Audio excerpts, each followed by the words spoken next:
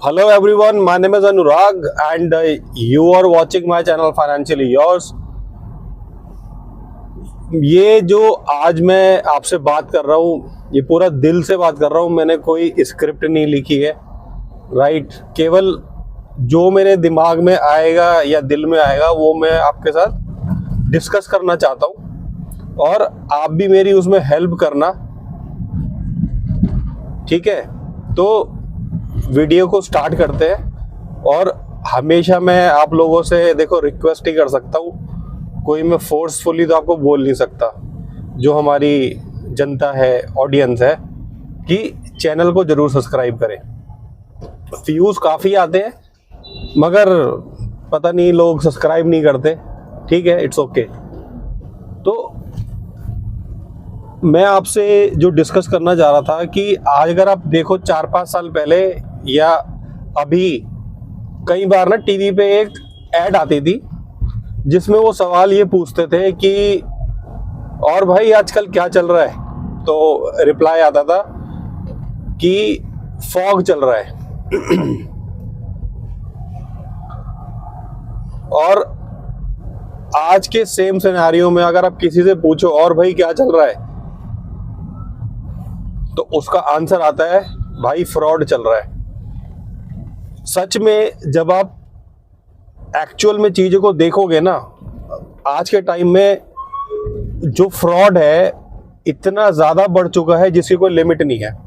और ये हर सेक्टर के अंदर हो रहा है, हर जगह हो रहा है, राइट। ये व्हाट्सएप के थ्रू हो रहा है, ये ईमेल्स के थ्रू हो रहा है, यूपीआई के थ्रू हो रहा है, जो हम डिजिटल पेमेंट्स ले रहे हैं उसके थ्रू हो रहा है, ओएलएक्स पे हो रहा है, बैंकों के थ्रू हो रहा है। जो लोग लोन्स के लिए आपको कॉल करते हैं या क्रेडिट कार्ड के लिए कॉल करते हैं, या फिर रियल स्टेट हो गया जिसके ऊपर मैं अपने वीडियोस बनाता हूँ। तो जो फ्रॉड का लेवल है ना वो इतना ज़्यादा बढ़ चुका है जिसकी कोई लिमिट नहीं है। और सच बोल रहा हूँ, मैं खुद YouTube पे वीडियो बनाता हूँ और मैं खुद कई बार इतना डिप्रेस हो जाता हूँ कि यार ये एक्चुअल में चल क्या रहा है। आप YouTube खोल के देख लो, ऑनेस्टली आप डिप्रेस होके बाहर निकलोगे। अगर आप कोई चीज़ सीखने की चीज़ देख रहे हो तो ठीक है, राइट, बट आप जर्नली देख रहे हो तो आप डिप्रेस हो जाओगे उसको देख के। 500 रुपये में करोड़पति बने कोई ट्रेडिंग करना सिखा रहा है कि आप शेयर मार्केट में कैसा कैसा पैसे कमा सकते हैं, राइट। 500 से करोड़ रुपये करोड़पति बन जाओ।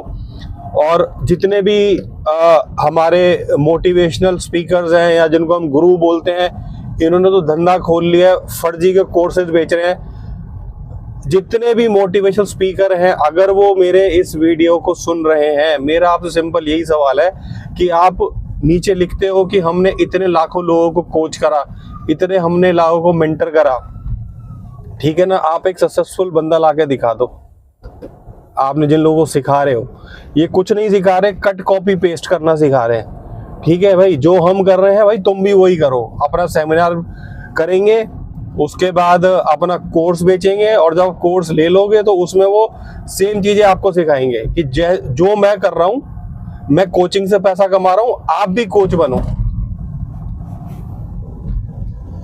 मतलब आप अभी एक पत्थर उठा के मार दो तो हो सकता है किसी किसी कोच के ऊपर ही लग जाए। उम्र 19 साल, 20 साल, 21 साल, 25 साल, और साला नीचे लिख देंगे coach, skill coach, mentor coach, high paying skill coach, मतलब कोच ही कोच। मेरे को लग रहा है थोड़े दिन में कोच ज्यादा हो जाएंगे और जो बच्चे हैं सीखने वाले वो कम हो जाएंगे। ऑनेस्टली यार मैं बहुत ज़्यादा फ्रस्ट्रेट हो जाता हूँ ये सब देख के। यार ये YouTube पे चल क्या रहा है। और सबसे इम्पोर्टेंट बात ये है कि जो लोग हैं वो भी फंस जाते हैं इनके चंगुल में। मतलब सही गलत की लोगों को नॉलेज ही नहीं है कि यार ये बंदा हमारे फायदे की बात कर रहा है या हमारे नुकसान की बात कर रहा है। मतलब लोगों में ये सेंस ही नहीं है इस चीज को पकड़ने का। अभी एक रिसेंटली एक चाय वाले ने अपनी इतनी फ्रेंचाइजी बेच दी। अब यूट्यूब खोल के देख लो, सबसे पहले उसी का वीडियो आएगा, उसने फ्रॉड कर दिया, अरे यार उसने फ्रॉड कर दिया, समझ में आता है। आपने कैसे उस बंदे को 25 लाख रुपए दे दिए चाय का ठेला खोलने के लिए? गलती किसकी है? किसकी गलती है? अगर आपको उसको 25 लाख देने थे तो मैं आपको सजेस्ट करता हूं आप किसी को कंसल्ट कर दे, जो आपको लगता है हाँ यार ये इंसान मेरे को सही राय देगा कि भाई मैं ये करने जा रहा हूं, क्या मैं ये करूं या नहीं करूं। जो चीज 50,000 में खुल सकती है उसके अगर आप 25 लाख रुपए दे रहे हो तो उसमें गलती आप लोगों की है, उसकी कोई गलती नहीं है। उस इंसान की पैसे आपने उसके अकाउंट में ट्रांसफर करे, उसने कोई आपके अकाउंट से पैसे निकाल नहीं लिए। एक तो हम बहुत जल्दी इन्फ्लुएंस हो जाते हैं लोगों की बातों में, ठीक है ना। वो 4 किताबें पढ़ के कोई आता है, राइट, वही घिसी पिटी बातें करेगा, हम लोग इन्फ्लुएंस हो जाते हैं और वो जैसा जैसा बोलता है वो हम करने लग जाते हैं। वो कहता है मेरा कोर्स खरीद लो, ये कर लो, वो कर लो, और हम भी पेमेंट करने लग जाते हैं उसको।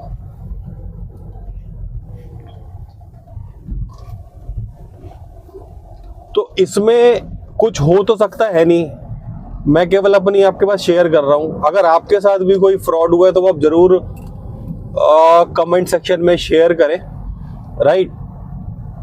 अब हम थोड़े मुद्दे की बात करते हैं। मुद्दे की बात यह है कि ये देखो हर जगह जो फ्रॉड चल रहे हैं उस पे लोगों को बचाना बहुत मुश्किल काम है, राइट। लोग अपने आप ही आत्महत्या करना चाहते हैं, ठीक है, क्योंकि ये मैं खुद बता रहा हूँ, क्योंकि रियल एस्टेट में मेरे पास कितने कॉल आते हैं जिसमें मैं उनको समझाता हूँ कि आप यहाँ पैसा मत लगाओ, और उसके बाद भी पता लगता है कि उन्होंने वहाँ पे इन्वेस्ट कर दिया। जब उनसे रीज़न पूछो क्यों किया, मैं तो मना किया था, वो हमारा जानकार है, ये है, वो है। यार कभी भी आप किसी के प्रेशर में आके चीज़ें मत खरीदो। रियल एस्टेट कोई मजाक नहीं है, करोड़ों की ट्रांजैक्शन हो रही है, ठीक है ना, मगर लोग खरीद लेते हैं और बाद में फिर रोते हैं जाके। मैं आपको ऑन एन एवरेज बता रहा हूं, डेली के 4 से 5 कॉल पक्का है जहां लोग आके रोते हैं, अनुराग जी ऐसा हो गया, अब मैं क्या करूं, मेरा पैसा फंस चुका है। और जब वो फिगर्स पूछो तो वो करोड़ों में होती हैं। अब ये मेरा पैसा कैसे मुझे मिलेगा या नहीं मिलेगा, तो इसका कोई सोल्यूशन नहीं है। तो मैं आपसे यही कहना चाहता हूँ, अगर आप फरीदाबाद में स्पेशली रियल एस्टेट के अंदर अगर आप कुछ भी खरीदने जा रहे हैं, आप एक फ्लैट खरीदने जा रहे हैं, आप एक प्लॉट खरीदने जा रहे हैं, आप एक बिल्डर फ्लोर खरीदने जा रहे हैं, आप कोई कमर्शियल शॉप खरीदने जा रहे हैं, एससीओ या प्री लॉन्च में कुछ खरीदने जा रहे हैं, मैं आपकी उसमें हेल्प कर सकता हूं कि आप खरीदने से पहले कंसल्ट कर लें। और मैं ये नहीं कह रहा कि मुझे कंसल्ट करें, आपको अपने जीवन में जो भी इंसान अच्छा लगता है, समझदार लगता है कि ये बंदा मेरे को सही एडवाइस देगा, वो आपका। एक चीज और याद रखना, एडवाइस हमेशा ऐसे लोगों से लेनी चाहिए जो आपके नेचुरल सर्कल में नहीं आते, राइट। और दूसरा, जब भी आप एडवाइस लो तो सोचो कि हम किसी कंसल्टेंट को ढूंढें जो फीस ले ले, उसको बोलो भाई तू मुझसे 2,000 2,500 जो फीस है ले ले, बट मेरे को ये बता दे कि क्या मैं करूं या ना करूं। इसलिए आप लोगों को कंसल्ट करना बहुत जरूरी है। और मैं पिछले 3 या 4 साल से फरीदाबाद की मार्केट में काम कर रहा हूं और आए दिन डेली पैसों को लेके दिक्कत होती रहती है, ठीक है। आज बिल्डर ये कर रहा है, आप संडे को किसी दिन बीपीटीपी आ जाओ, आपको लोग दिख जाएंगे धरना देते हुए।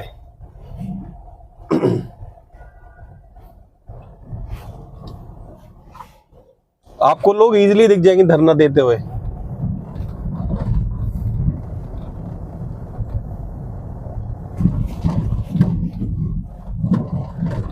तो मैं एक मिशन के ऊपर हूं। मिशन ये है कि सबको तो बचाया जा नहीं सकता, बिल्कुल मैं सोचूं मैं सबको बचा लूं, और ऐसा नहीं है कि सब कुछ गलत ही हो रहा है, चीजें अच्छी भी हो रही है।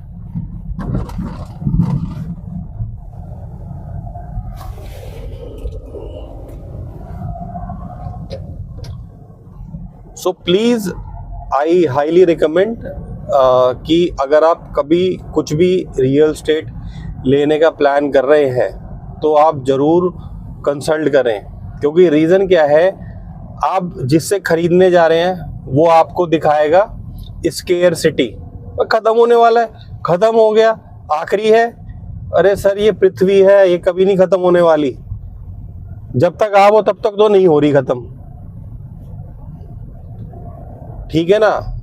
तो ये प्रेशर में चीज़ें खरीदना, इसका कोई लॉजिक नहीं है, ठीक है। बिल्डर दिखाएगा जी सारा माल बिका हुआ है, सोल्ड आउट है, फिर आप ऐड क्यों कर रहे हो 10-36 जगह जब सारा माल बिक ही चुका है आपका, तो ठीक है। आपकी जो प्रेफरेंस की यूनिट है वो आपको नहीं मिलेगी, जो आप चाहते हो। मान लो आपने बोला मुझे ईस्ट फेसिंग दे दो, ये तो है ही नहीं सर, ईस्ट फेसिंग तो है ही नहीं हमारे पास, या उससे आपसे फालतू पैसे मांगेंगे उस चीज़ के। अरे फेसिंग के कौन पैसे लेता है, सूरज वहां से अगर उग रहा है तो इसमें किसका कंट्रोल है।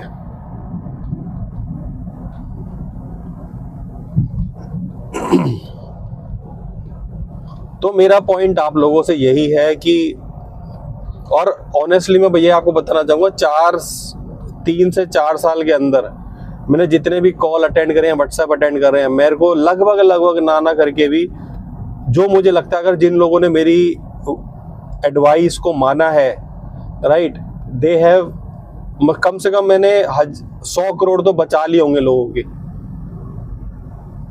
और ये कोई ज्यादा बड़े 100 करोड़ आपको लग रहा है बहुत बड़ा अमाउंट होगा, बट रियल स्टेट में आप समझो ये कोई 10-15 डील में भी 100 करोड़ हो सकता है, राइट। तो मैं ये नहीं, आपको लग रहा 100 करोड़ और अच्छा जी कैसे इसने बचा लिए, ठीक है ना। तो पर्पस यही है कि आप कुछ भी खरीदने से पहले कंसल्ट करें। अगर आपको लगता है कि अनुराग के अंदर वैल्यू है तो आप मुझे करें, और वरना आप किसी और को भी कर सकते हैं। इंसान आपको चुनना पड़ेगा।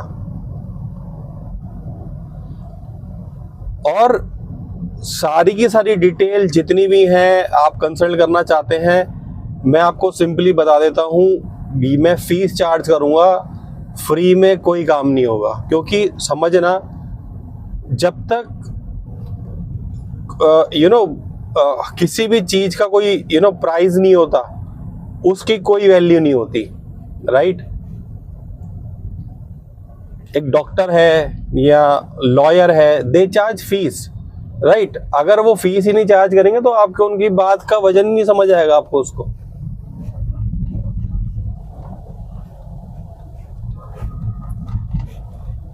So I am a fee-based advisor in real estate, right? आप सोच के देखो, छोटा सा मैं आपको एक एग्जांपल देता हूं। आप एक 1 करोड़ रुपए की चीज लेने जा रहे हो, ठीक है। अब आप बिल्कुल फाइनल करने के स्टेज पे खड़े हो, अब आप कंफ्यूज हो कि यार मैं क्या करूं। आप डिसीजन ले नहीं पा रहे, आपको एक प्रॉब्लम हो रही है कि यार मैं क्या करूं। अब आपने होमवर्क सारा कर लिया है, डीलर पीछे पड़ चुका है आपके, खरीदो खरीदो खरीदो, ठीक है ना। और सब मैं मान लेता हूं कि वो 1 करोड़ रुपए की चीज आप खरीदने जा रहे हो, बट अब डिसीजन लेने में प्रॉब्लम हो रही है। अब आपने फॉर एग्जांपल मेरे को कंसल्ट कर लिया, ठीक है, मेरी फीस है 999, 1000 रुपये पकड़ लो, ठीक है। या तो आपके 1 करोड़ रुपए बच जाएंगे अगर आप मुझे डिटेल में सारी चीजें बताओगे कि अनुराग जी ऐसा ऐसा मैं सोच रहा हूं, क्या ये लेना फायदेमंद है या नहीं है। या तो आपके 1 करोड़ रुपए बच जाएंगे, राइट। या फिर अगर वो चीज सही है तो वो आपको 1 करोड़ 1000 की पड़ेगी। इतना ही बस फर्क आना है, और इससे ज्यादा कोई फर्क नहीं आना।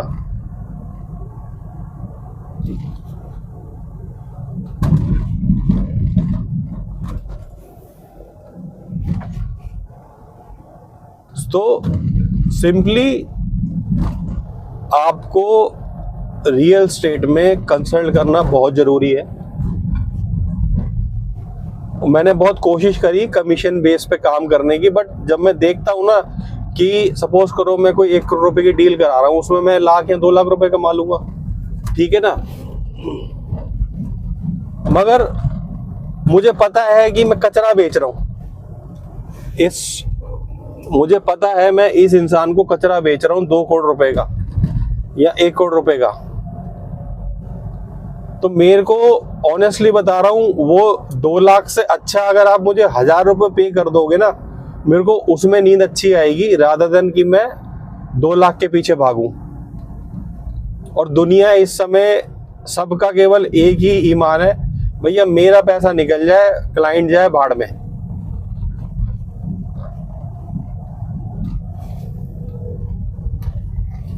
बाजार की है यही सोच, बाजार की यही सोच है जी। बस डील हो जाए किसी तरीके से, आदमी फंस जाए, उसके बाद ये जाने बिल्डर जाने मैं हो गया रफा दफा, मैं केस से बाहर, मेरे पैसे मैंने पकड़ लिए।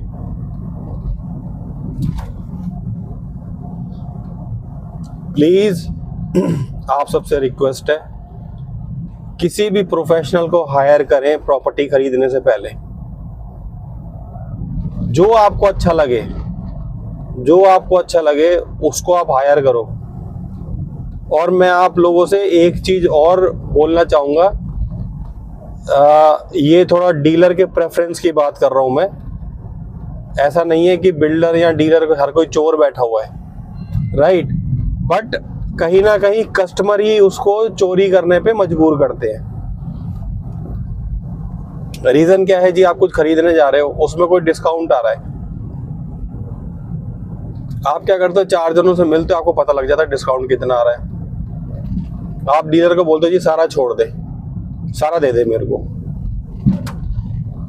डीलर कहता है क्लाइंट जाने से अच्छा है कि चलो अब इसको पता तो लग ही गया है तो दे दे उसको सारा का सारा, ठीक है ना, डील होने दो, उसके बाद में देखूंगा इसको, फिर अभी तो एक बार लेने दो इसे, चलो कोई नहीं, नो प्रॉफिट नो लॉस पे कर लेता हूं मैं। जब आप करोड़ों की चीज लेने जाते हो ना, तो वहां पे 1.5%, 2%, 3% को मत, आपको देखना नहीं चाहिए एज अ कस्टमर। आप उसको बोलो भाई तेरे को 2 आ रहा है, 3 रख, मैं दूंगा जेब से, मगर चीज अच्छी दियो।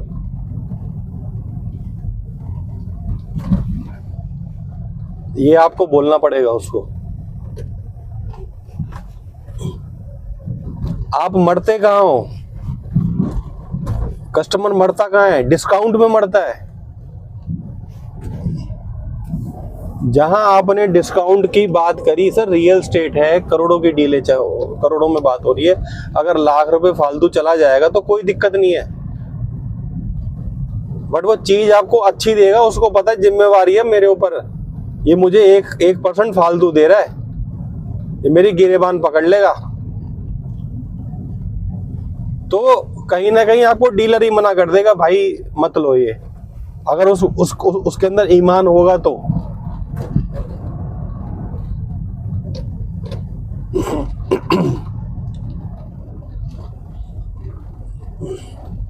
तो